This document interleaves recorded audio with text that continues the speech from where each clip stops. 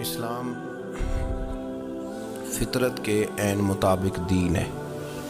نبی پاک صلی اللہ تعالیٰ علیہ وسلم نے فرمایا ہے کہ میں اخلاق عالیہ کی تکمیل کرنے کے لیے دنیا میں آیا ہوں۔ جتنے اخلاق ہو سکتے تھے، جتنی خوبصورتیاں ہو سکتی تھیں، جتنی اللہ کو محبوب تھیں، وہ ساری میرے نبی کریم نے بیان فرمائی، ساری رسول کریم صلی اللہ تعالیٰ علیہ وسلم نے بیان کر دی ہیں، جتنی خوبصورتیاں ہو سکتی تھیں۔ کچھ لوگ ایسے ہوتے ہیں جو بیچارے بائی نیچر ہی کچھ پریشانیوں کا شکار ہوتے ہیں، اور قرآن مجید نے جو ارشاد فرمایا نا کہ کچھ لوگ نفس کی خواہش کو اپنا خدا بنا لیتے ہیں، تو وہ بلا وجہ بھی بہت ساری باتیں کرتے ہیں جن کا کوئی وجود نہیں ہوتا۔ عورت کو حقوق دلانے کے لیے بہت سارے لوگ بہت ساری غلط باتیں کرتے ہیں۔ جو لوگ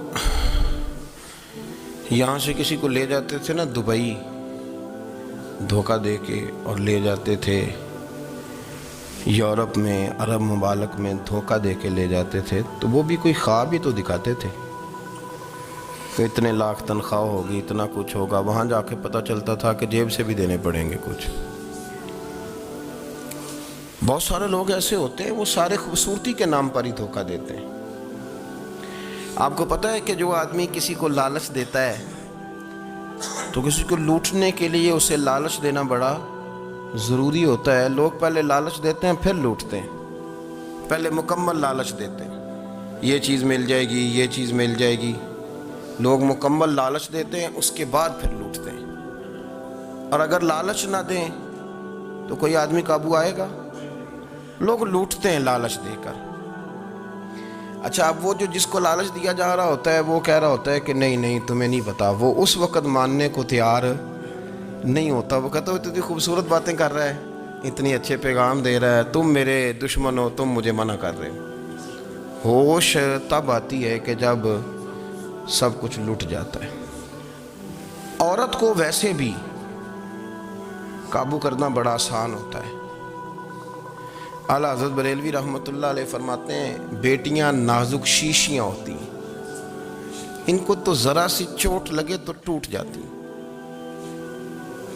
دیکھیں کتنا بڑا جملہ کہا بریلی کے امام، نازک شیشیاں ہیں۔ ذرا کوئی آدمی گمراہ کرتا ہے، ذرا خراب کرتا ہے۔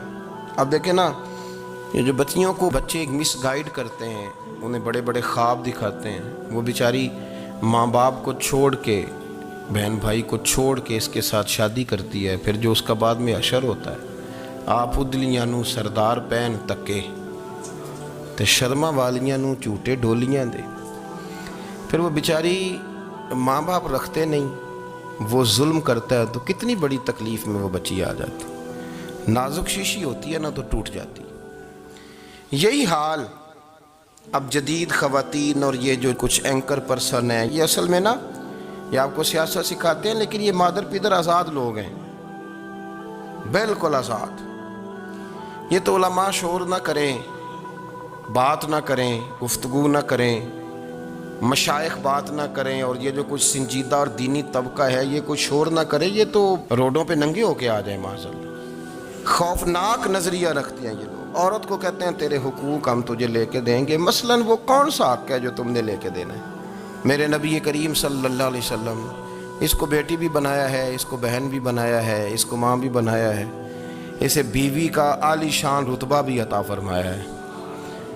اور چونکہ بیٹی کا بھی حق بڑا بیان کیا جاتا ہے، بہن کا بھی، ماں کا بھی، اور بیوی کے معاملے میں لوگ سمجھتے ہیں کہ زیادہ بات نہیں کرنی چاہیے، شاید مسئلہ خراب ہو جائے۔ حالانکہ نبی پاک صلی اللہ تعالیٰ علیہ وسلم نے بیوی کے بارے میں پتہ کیا فرمایا؟ فرمایا جب تم نکاح کر لیتے ہو تو اپنا ایمان محفوظ کر لیتے ہو۔ اب میں اس کی شرح نہیں کرتا، اب خود کر لیجئے گا کہ وہ ایک ایسی شخصیت ہوتی ہے کہ جس کی موجودگی میں آپ کا ایمان محفوظ ہے۔ اب میں نہیں سمجھتا کہ اس سے بڑی بات کوئی اور ہو سکتی ہے، جس کی موجودگی میں آپ کا ایمان، اور بھئی یہ حدیث پاک عرض کر رہا ہوں، نکاح جب کوئی کر لے تو اس نے اپنا ایمان مکمل کر لیا۔ اس کا معنی یہ ہوا کہ آپ کا ایمان محفوظ ہے اس کی موجودگی میں۔ تو اس سے زیادہ بھی، یعنی ایمان سب سے قیمتی چیز ہے نا، تو اس کے محفوظ ہونے کی وجہ حضور نے نکاح بیان کر دی. اب میرا خیال ہے بیوی اگر کوئی اس سے بڑا حقوق مانگے گی تو بیوقوفی کرے گی. اتنا بڑا درجہ نبی کریم نے اسے عطا کر دیا, اتنا بڑا مقام دے دیا کہ تو خامند کے ایمان کے محفوظ ہونے کا ذریعہ بن گئی ہے. عورت کو جو حقوق رسول کریم صلی اللہ تعالی علیہ وسلم نے عطا فرمائے, نبی پاک نے جو حقوق دیے. دیکھیں نا, حضرت عبداللہ ابن عمر رضی اللہ تعالیٰ عنہ کی اہلیہ بیمار تھی, تو جلدی جلدی سے وہ آئے. تو جب بہت جلدی ہو, سفر بڑا شدید تھا, تو آپ نے جلدی سے نماز ادا کی, جلدی سے چلے. آپ کے خادم کہنے لگے حضور خیریت ہے؟ فرمایا میری بیوی بیمار ہے. تو اس نے عرض کی حضور آپ کی اہلیہ بیمار ہے. تو آپ نے نماز بھی جلدی سے پڑھی, سفر بھی جلدی جلدی کیا. تو فرمانے لگے یہ وہ چیزیں ہیں جو ہمیں مدینے والے رسول نے سکھائی ہیں. آپ اس کیفیات کو سمجھیں کہ حضور صلی اللہ علیہ وسلم نے درس دیا. اور پھر ایک اور بہت بڑی بات, یہ فضیلت کسی اور کو نہیں دی. جو عورت کو حضور نے فضیلت دی, یہ فضیلت کسی اور کو نہیں دی. کبھی حضور نے فرمایا کہ تمہارا ابا تمہارے ساتھ ہے, بہت سخت رویہ کرے تو تم نے اس کو اس سختی پر داد دینی ہے. فرمایا چلو اگر وہ زیادتی بھی کرے تو تم نے اس کے ساتھ سلوک اچھا ہی کرنا ہے. لیکن آپ ایک بات کو سمجھے نا کہ بچے کے بارے میں, بیٹے کے بارے میں, بیٹی کے بارے میں فرمایا 10 سال کے ہو کے نماز نہ پڑھیں تو سختی کرو, تمہارا ڈنڈا بھی لٹکنا چاہیے. بہت ساری جگہوں پہ بہت سارے لوگوں کے لیے سختی کا حکم دیا, لیکن عورت کے لیے حضور نے جو جملے کہے, اصل میں ہم سمجھتے ہیں کہ یہ ایک بات ہے, مشہور ہو گئی ہے روایت حدیث, تو بس اس کے پس منظر پر اور جملوں کے حسن پر شاید معاذ اللہ غور کرنے کی ضرورت نہیں. ذرا اس لفظ کی تاثیر پر غور کریں. حضور نے فرمایا عورت ٹیڑھی پسلی سے پیدا کی گئی ہے, یہ ٹیڑھی ہے, اس کو سیدھا کرنے کی کوشش کرو گے تو ٹوٹ جائے گی. تو حضور پھر ہمارے لیے حکم کیا ہے؟ فرمایا جیسی ہے تم اسی کے ساتھ نبھا کرو.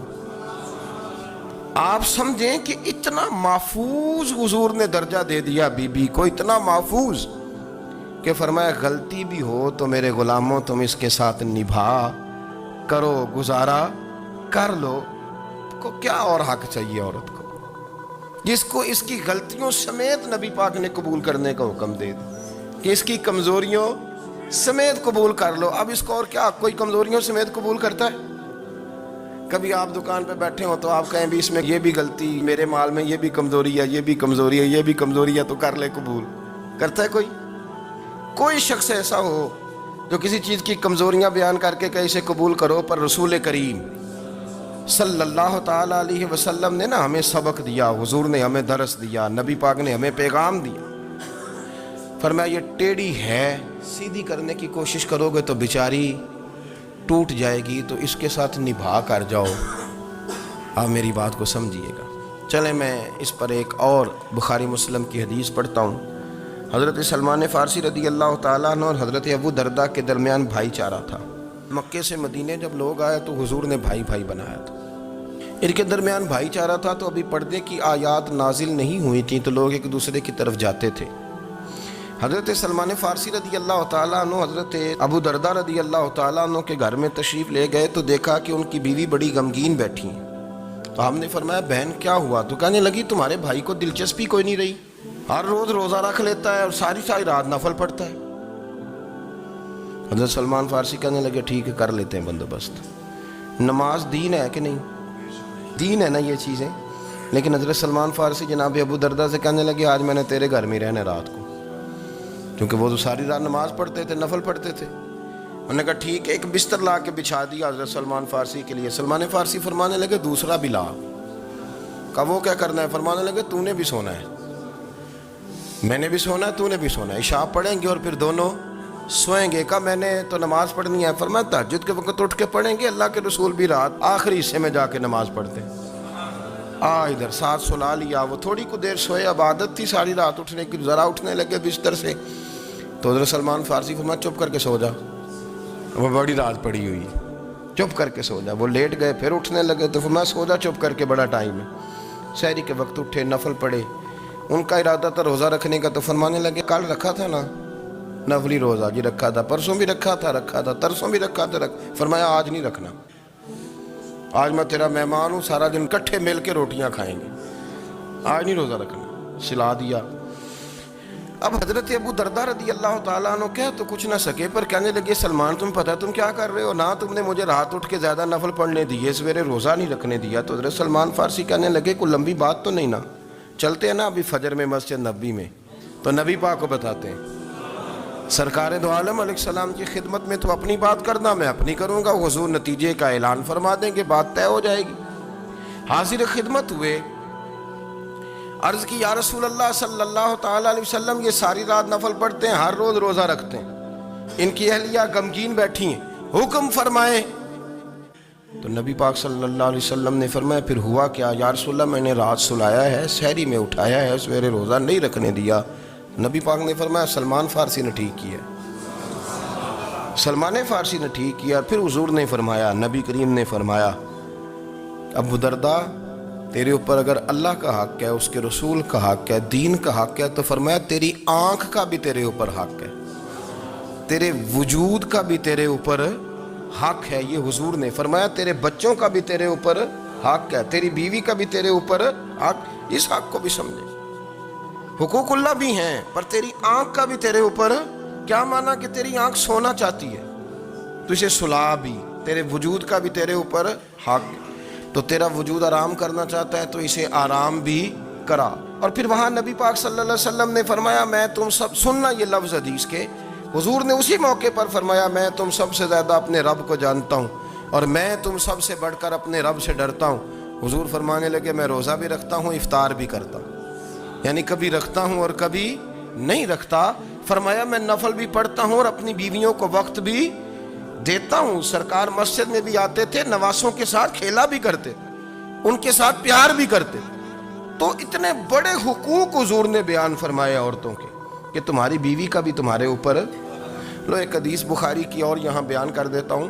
ایک شخص نے آ کے عرض کی یا رسول اللہ صلی اللہ تعالیٰ علیہ وسلم جہاد کے لیے تیاری ہو گئی ہے، صفیں بن رہی ہیں، مجاہدین کی تیاری ہے، تو میرا بھی نام لکھ دیا گیا ہے مجاہدوں کی لسٹ میں، لیکن یا رسول اللہ صلی اللہ تعالیٰ علیہ وسلم میری بیوی نے حج کی تیاری کر لی ہے اور میرے دوستوں نے، صحابہ نے میرا نام مجاہدین کی لسٹ میں لکھ دیا، تو میرے لیے کیا حکم ہے؟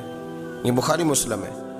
تو نبی پاک صلی اللہ تعالیٰ علیہ وسلم نے فرمایا جہاد پہ کوئی اور چلا جائے گا تو بیوی کے ساتھ حج کرنے جا، اسے محرم کی ضرورت ہے، وہ تیرے بغیر کیسے جائے گی؟ مجاہدین کو تو اور مجاہد مل جائے گا، پر تو اپنی بیوی کے ساتھ جانا۔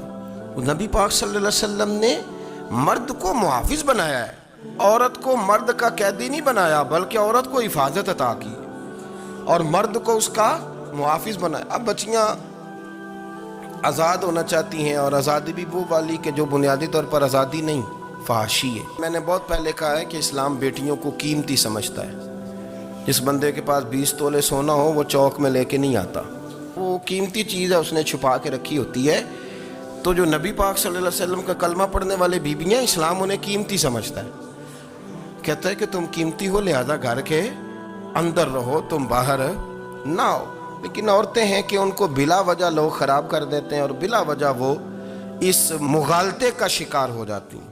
اب آگے بڑھتے ہیں۔ قرآن مجید نے سورہ نور کی آیت نمبر 30 میں کہا کہ کل للمؤمنین یغضوا من ابصارہم، فرمایا کہ اے محبوب علیہ السلام مومن مردوں سے کہہ دو کہ اپنی نظریں جھکا کے رکھیں، اپنی نظریں۔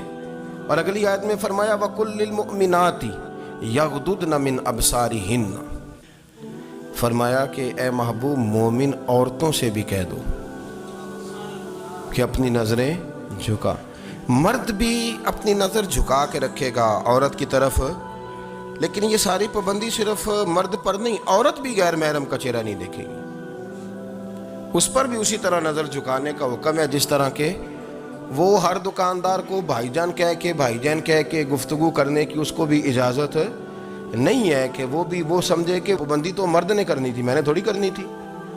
وہ جس کے پاس جائے، جہاں بھی جائے، ڈاکٹر کے پاس جائے، باہر جائے، تو وہ جس طرح مرضی اس کا دل چاہے وہ بات چیت کرے، اس کی عورت کو بھی اجازت اسلام نہیں دیتا۔ بنیادی طور پہ اسلام شرم و حیا کا دین ہے، حیا کی بات کرتا ہے۔ حیا کی جب ہم تعریف کرتے ہیں تو حیا کی تعریف یہ ہے کہ کوئی کبھی چیز دیکھ کے نہ تو آپ کی طبیعت میں کراہت محسوس ہو، آپ کوئی غلط جملہ منہ سے نکالتے ہوئے ذرا جھجکیں، آپ کوئی غلط بات کرتے ہوئے تھوڑا بوجھ محسوس کریں۔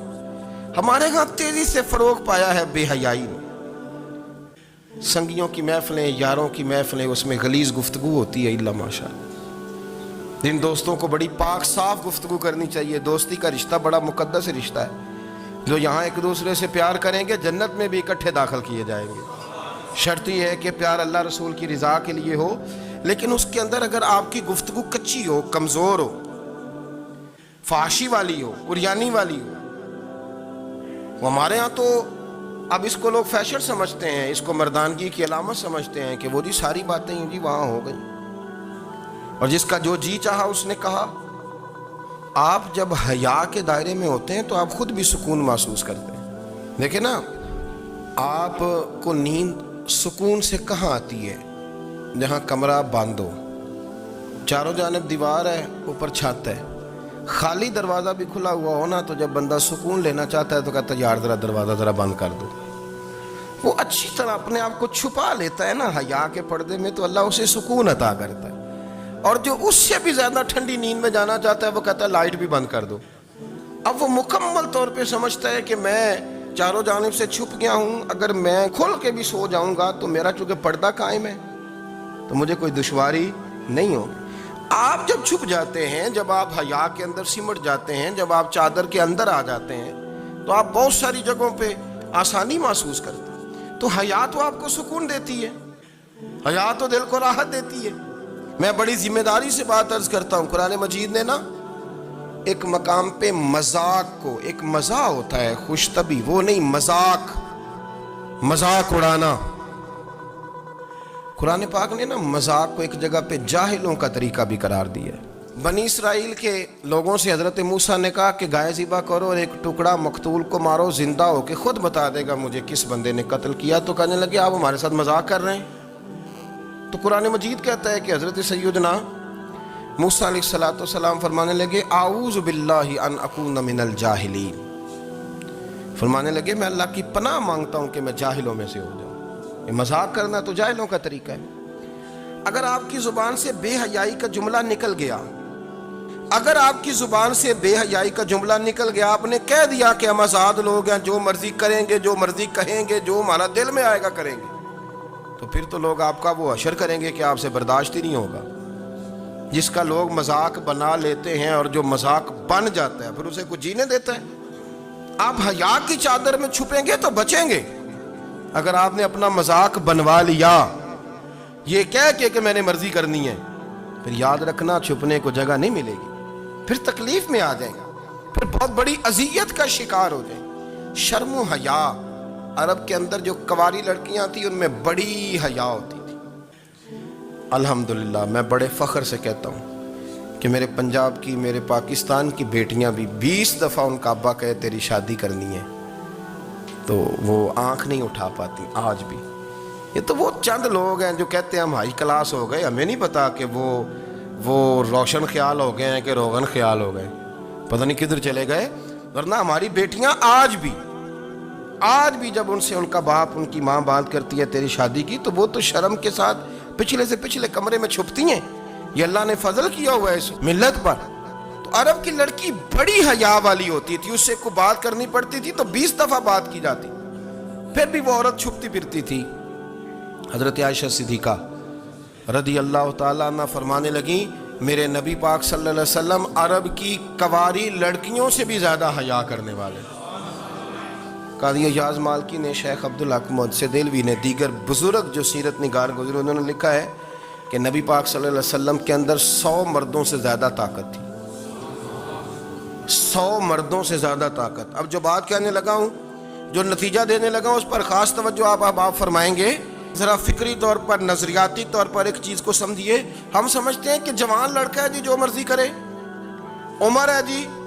آپ ذرا بات پر غور کیجئے گا کہ حضور صلی اللہ علیہ وسلم میں طاقت 100 مردوں سے زیادہ ہے اور حیا کنواری لڑکیوں سے بھی زیادہ ہے۔ ذرا اس بات کا تقابلی جائزہ کیجئے گا کہ طاقت 100 مرد سے زیادہ ہے لیکن حیا کنواری لڑکی سے بھی زیادہ ہے۔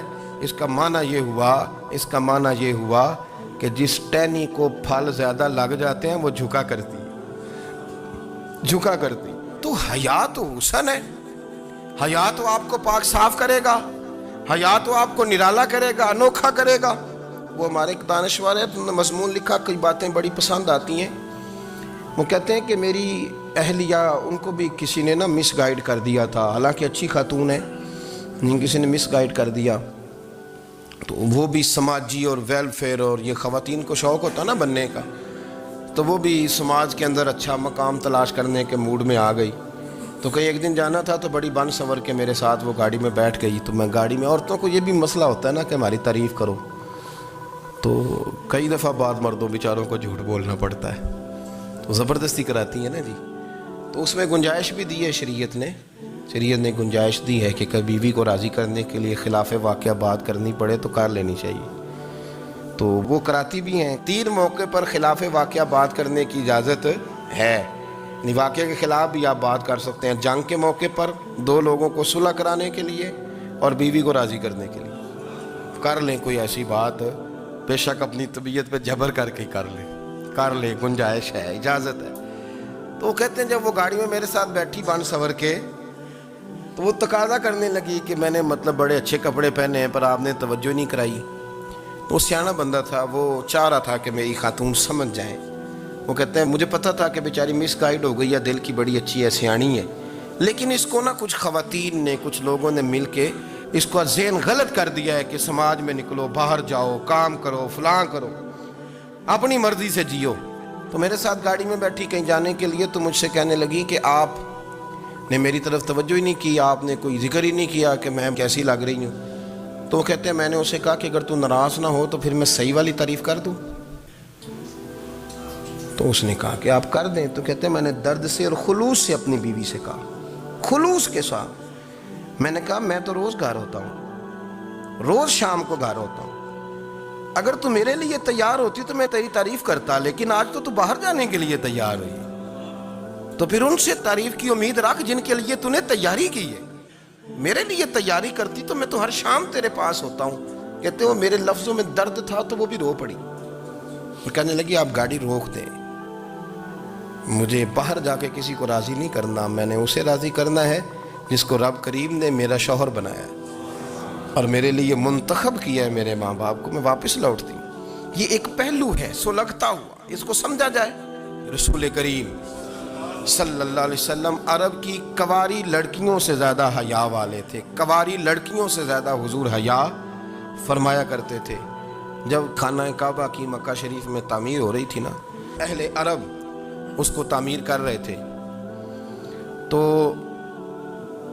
نبی پاک صلی اللہ علیہ وسلم اپنے چچا حضرت عباس کے ساتھ خانہ کعبہ کی تعریف میں مصروف تھے.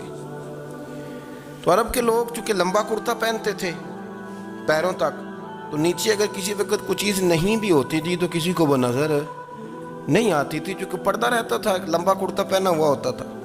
تو جب بچے، سرکار کی عمر مبارک بھی ابھی تھوڑی تھی، تو اس طرح بچے جب نکلتے تو وہ کئی دفعہ اپنی تہمت اتار دیتے نیچے سے، اور کوئی مزدوری کرنے لگتے تو 3-4 طے کر کے تہمت کی کندھے پہ رکھ لیتے. جس طرح کبھی دیہاتوں میں لوگ کپڑا سر پہ رکھتے تھے کہ اوپر اگر کوئی وزنی چیز رکھیں گے تو وہ تکلیف نہیں دے گی. نبی پاک صلی اللہ علیہ وسلم بھی سب لوگوں کے ساتھ خانہ کعبہ کی تعمیر میں شامل تھے. تو حضرت عباس رضی اللہ تعالیٰ عنہ نے کہا حضور سے، ابھی اعلان نبوت بھی نہیں فرمایا تھا، بھتیجے آپ بھی تہمت اتاریے، یہ صحیح مسلم میں حدیث موجود، اور اس کو کندھے پہ رکھ لیجیے، آپ اینٹیں اٹھا کے لا رہے ہیں تو ذرا آپ کو تکلیف نہیں ہوگی. تو سرکار دو عالم صلی اللہ علیہ وسلم سے یہ بات کہی، اور پھر جلدی سے حضور کی تہمت کو نکال کے حالانکہ لمبا کرتا پہنا ہوا ہے، تو وہ جیسے ہی ان کے کندھے پہ رکھا اینٹیں رکھنے کے لیے، تو سرکار تو زمین پہ گر گئے، بے ہوش ہو گئے، آنکھیں آسمان کی طرف، اور پھر حضور پکار رہے ہیں آزاری آزاری آزاری، میرا تہمت دے دو، میرا تہمت دے دو. کبھی کوئی شخص اس وجہ سے بھی بے ہوش ہوا ہے کہ میرے وجود سے کپڑا اتر گیا ہے، حالانکہ سرکار پر وہ بے ہوشی بھی نبی پاک کا وہ جو غلبہ ہے نا شرم و حیا کا، اس کی وجہ سے ہو. ورنہ تو حضور فرماتے ہیں کہ میری آنکھیں سو جاتی ہیں، دل تو میرا اس عالم میں بھی جاگتا رہتا ہے. تو سرکار زمین پہ تشریف لے آئے, آنکھیں میرا تامت دے دو, میرا تامت دے دو. تو جلدی سے انہوں نے تامت دیا تو حضور نے باندھ لیا. پھر طبیعت مبارک میں تسلی ہوئی. یعنی ہم اس رسول کے غلام ہیں کہ جن کے تو وجود سے کپڑا اتر جائے تو حضور برداشت نہیں کرتے, قبول نہیں فرماتے, تکلیف شروع ہو جاتی. لیکن یہاں نوجوان ہیں اور بڑا قد کاٹ ہے اور بڑے بڑے سمجھدار لوگ ہیں, گرمی آتی ہیں تو شارٹ کپڑے پہن کے گھومتے ہیں. ان کو خیال نہیں کہ یہ وہ والا لباس ہے جو باہر تو کیا گھر میں اماں کے سامنے نہیں پہننا چاہیے, بہنوں اور بیٹیوں کے سامنے نہیں پہننا چاہیے. آپ کی گفتگو میں شرم و حیا ہو, آپ کے لب و لہجے کے اندر حسن ہو. آپ کو پتہ ہے نبی پاک صلی اللہ علیہ وسلم نے فرمایا میری امت میں سب سے زیادہ حیا کرنے والے عثمان غنی ہیں. عثمان غنی سب سے زیادہ حیا کرنے والے. آپ فرمایا کرتے تھے جب سے حضور کا چہرہ دیکھا ہے میں نے کبھی اپنی شرمگاہ بھی نہیں دیکھی, میں نے آنکھوں کا وضو نہیں توڑا, اور جب سے حضور کے دست مبارک میں نے بیعت کے لیے سیدھا ہاتھ بڑھایا تو پھر سیدھا ہاتھ میں نے کبھی گندگی کو نہیں لگایا. حیات. آپ باتھ روم کے اندر بھی غسل فرماتے تھے تو کپڑوں سمیت کرتے تھے. کسی نے کہا حضرت واش روم کے اندر کیوں نہیں کپڑے اتارتے؟ آپ فرمانے لگے باہر بندوں سے حیا کرتا ہوں, اندر جاتا ہوں تو رب سے حیا آنی شروع ہو جاتی, وہ تو دیکھ رہا ہے نا. تو میں جو بات آپ کی خدمت میں عرض کرنا چاہتا ہوں اس کو آپ سمجھیے گا میرے عزیز, کہ شرم والا مزاج, گفتگو بھی شرم والی, آنکھیں بھی شرم والی, لباس بھی شرم والا, دوستی یاری بھی شرم والی, بہت ساری ایسی باتیں. دیکھیں نا آپ ذرا, میں نے کہا کہ باتوں کو سن کے گزر نہ جایا کریں, اس کی گہرائی پر غور کریں. حضور علم کا سمندر ہے, سرکار سے زیادہ علم دنیا میں کسی کے پاس موجود نہیں ہے, اور صحابہ کو موقع ملا ہوا ہے اس سمندر سے فیض لینے کا. لیکن ان کی حالت یہ ہے کہ حضرت علی المرتضیٰ فرماتے ہیں 14 دن گزر جاتے ہیں. حضور سے کوئی سوال پوچھنا ہوتا تھا پر میں شرم کے مارے نہیں پوچھ پاتا تھا. 14 دن بخاری شریف میں موجود ہے. ایک دن نبی پاک صلی اللہ علیہ وسلم نے پوچھا صحابہ سے کہ وہ کون سا درخت ہے جس کے پتے نہیں گرتے, اور وہ درخت اس طرح ہے جس طرح مومن ہوتا ہے, وہ درخت میرے مومن کی طرح بتاؤ. حضرت عبداللہ ابن عمر فرماتے مجھے پتا تھا کہ وہ کھجور کا درخت ہے, لیکن چونکہ ابو بکر صدیق بھی بیٹھے ہیں, عمر فاروق بھی بیٹھے ہیں, مولا علی بھی بیٹھے ہیں, عثمان غنی بھی بیٹھے ہیں, اتنے جید لوگ بیٹھے ہیں, تو مجھے حیا آتی تھی کہ میں کیوں جواب دوں. کہتے ہیں سرکار نے کئی دفعہ پوچھا, لوگوں نے کئی اور درخت بتائے, پر فرمایا تمہارا جواب درست نہیں ہے. آپ حیا کے اس پہلو پر غور کریں کہ سوال کا جواب آتا ہے, سوال کا جواب, یعنی مجھے سوال کا جواب آتا اور پھر میں دوں نہ, مجھے بدعزمی نہ ہو جائے گی. یہ کیسے ممکن ہے کہ میری رات گزر جائے, مجھے پتا بھی تھا اور میں نے بتایا نہیں.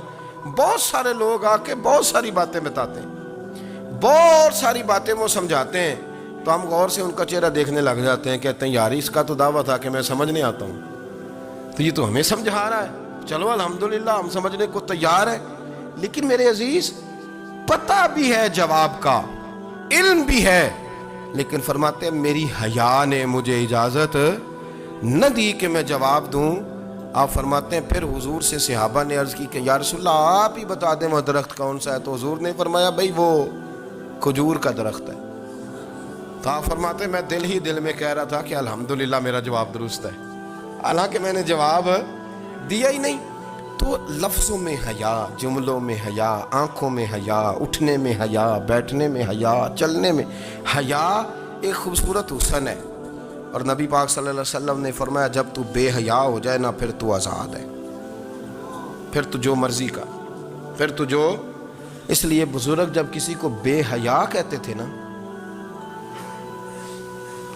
اللہ اکبر, اور جب کسی کو کہتے تھے نا یہ بے حیا ہے تو لوگ سمجھتے تھے کہ ہلکی سی بات کر دی ہے, لیکن ان کا معنی یہ ہوتا تھا کہ بس بھائی اب اس کے ساتھ کوئی کلام کرنے کی ضرورت ہے, اس کو اب اصلاح کی ضرورت نہیں, یہ بے حیا ہے. کیا معنی کہ اب یہ جو اس کے دل میں آئے گا وہ کرے گا, جو اس کی طبیعت چاہے گی وہ کرے گا, اب یہ کسی پہلو بھی قابو آنے کو تیار, بے حیا ہو گیا. بے حیائی بہت بڑا عیب ہے. اور جو لوگ کہتے ہیں کہ ہمیں بالکل آزادی ہونی چاہیے, ہمارا اپنا جسم ہے تو ہماری اپنی مرضی چلے گی. ایک وزیر صاحب ہیں, پتہ نہیں میں ان کو جانتا تو نہیں, انہوں نے سینٹ میں تقریر کی ہے, میں نے ان کی بات سنی ہے. اس نے کہا نہیں بھائی, جسم رب کا ہے تو مرضی بھی تو رب کریم کی چلے گی, اور مرضی بھی